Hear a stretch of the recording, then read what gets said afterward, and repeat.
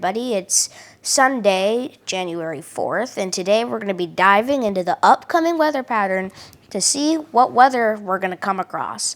Now, this is January 6th, not today, but this is what's going to happen on January 6th. You can see the freezing line is this blue and red stuff right here. You can see it's just barely nicking Maine. As we scroll on through the days, you can see it goes a little bit further up and then crashes back down, especially in the Rockies, in the central Rockies. This is the temperature anomaly. This is on January 10th. This is around 8 days out. We've got warm air in the east, warm Pacific air in the east, and I'll show you how it's Pacific air.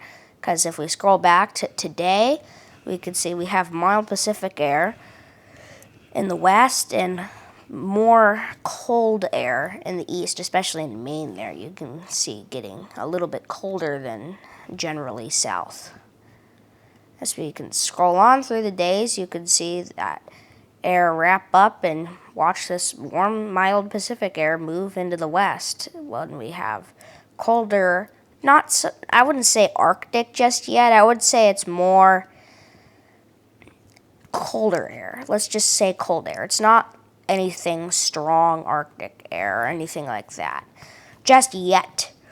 You could see in Colorado, over the Rockies, you could see some of that purple breaking out, which, by the way, speaking of purple, this is what it is. There's a temperature bar down here, dates up in the right-hand corner. That's just about as far as I can go on the deterministic model, but I can go a little further out on the European model, extended. Let's look at winter. Let's see what that means for snow. It means lots of it. As you can see, this is on February 18th, 2026, and that cold temperature anomaly thing was showing some cold temps throughout. So that's going to mean heavy snow. Washington Mountains, Oregon Mountains, Sierra Nevadas, that's going to be a lot of snow for you guys out there. You could see Cascades, Sierras, Rockies, tons of snow. Maine, also a lot of snow. That's like 30 inches or something in these whites. This is the European extended. This is the 32-day snowfall. Let's max it out. This is on the 18th. So you can see still plenty of snowfall for the mountainous west in Maine and the Great Lakes in Maine. The 46th day, however, just goes out a little bit more. There's like these white lines go out a little more. Those white lines are lines of 24 inches plus. As you can see, we've got 24 inches plus in Maine. We've got 48 inches plus if you're in these pink zones, in the Rockies, Sierra Nevadas, Cascades, Northern Rockies, obviously, going into Canada, they go up out of my screenshot. A little bit of snow in Mexico, but not anything compared to what we're seeing in the United States and Canada. So, this is the 7-day total in inches. This is January 10th. Let's go up by the weeklies. Going through, you could see some snow in Maine, snow in the Cascades, snow in the Sierra Nevadas. That's kind of what your 7-day snow is going to look like.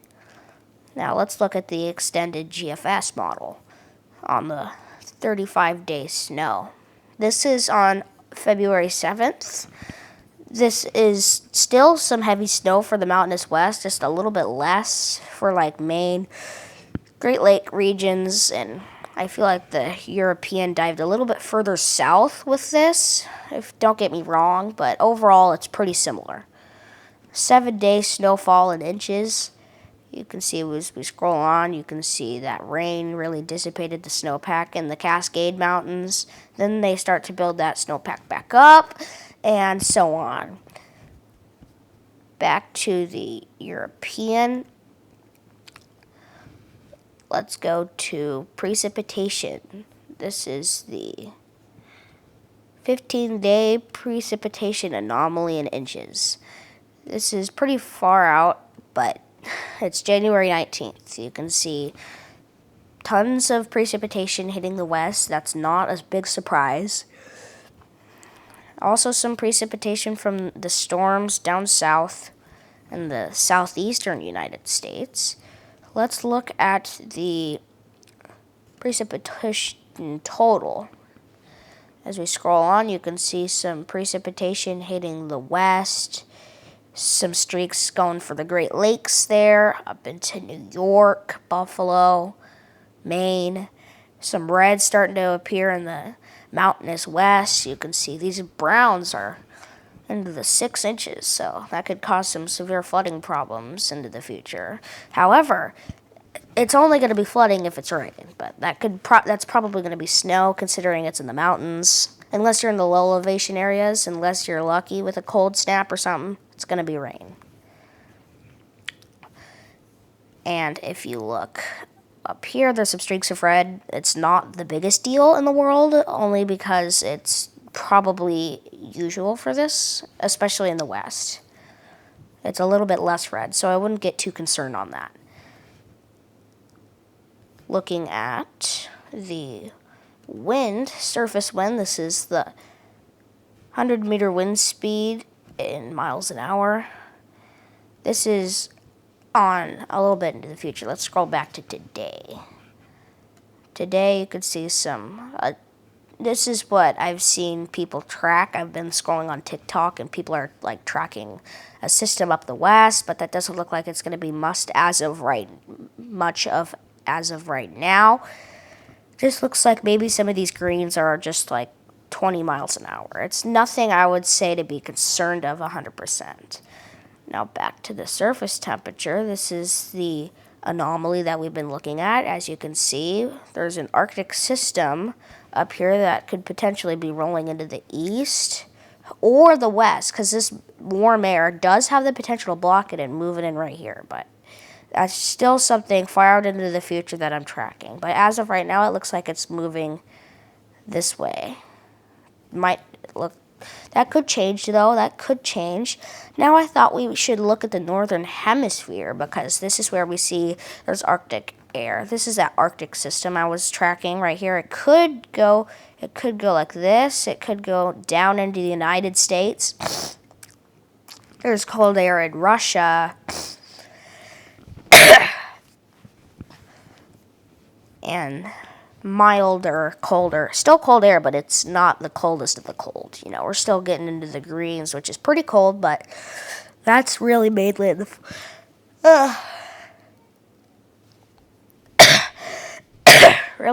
the Four Corner states. Sorry, I'm on the tail end of a cold, but as we scroll back through the days, you could see is that Arctic system kind of, it might fizzle out, it might go into the eastern United States, the ridge could block it and push it into the west, it could just go right through Canada and Greenland. So it's a little bit far out, so we're kind of getting into fantasy land. This is the anomaly 10 days out. As we scroll on, you can see a little bit less. That's because it's far out. It doesn't have a lot to determine.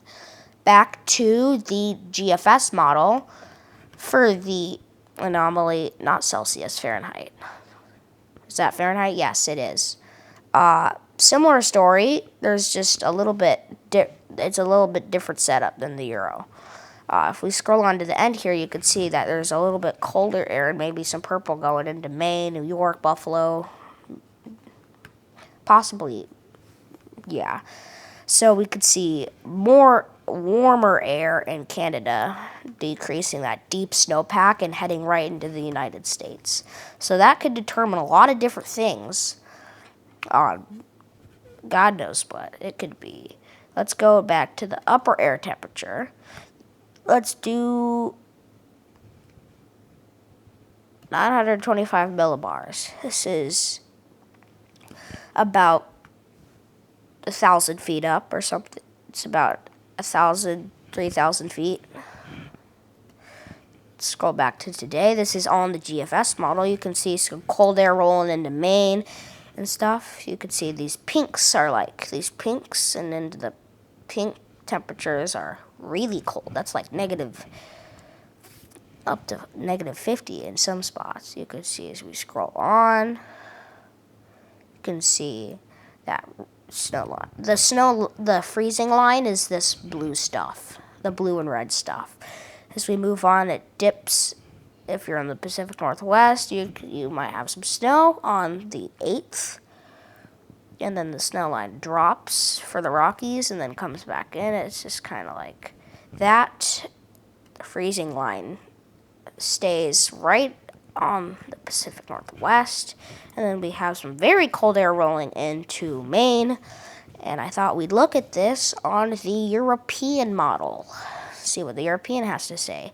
European, pretty much the same story. This is 925 millibars, so it's pretty close to the ground. Looking through, you can see this freezing line and dropping slightly below the Pacific Northwest, so you might have some snow. So I could say the same story for the upper northern states, right on the border of the country. And then we have a deep snow line drop that probably went through Colorado, North Dakota, South Dakota, Kansas, Missouri, and other states says so. And this is at 10 p.m. also. Looking at the 700, and this is also in Celsius. This is a 700 millibar height. This is about 5,000 feet up. 5,000. This is really high up in the atmosphere, but could still have some snow, and especially up in Canada. You can see as we scroll on through the days, we can see some cold air shifts. This is really far up. This is like, I don't know, 10,000 feet. So this is not going to be at all what the surface temperature is. I just thought we'd look at it because it's fun. But anyways, you can see how that's different from 925 millibars, right? I just switched to 925 millibars. A lot closer to the ground. It's about 1,000 feet up. And that's just about all the weather talk I got for you today. Make sure to like and subscribe to my YouTube channel. Make sure to turn on notifications so you don't miss another upload. And until this evening, I'm probably going to be hitting goodbye. So, bye, y'all.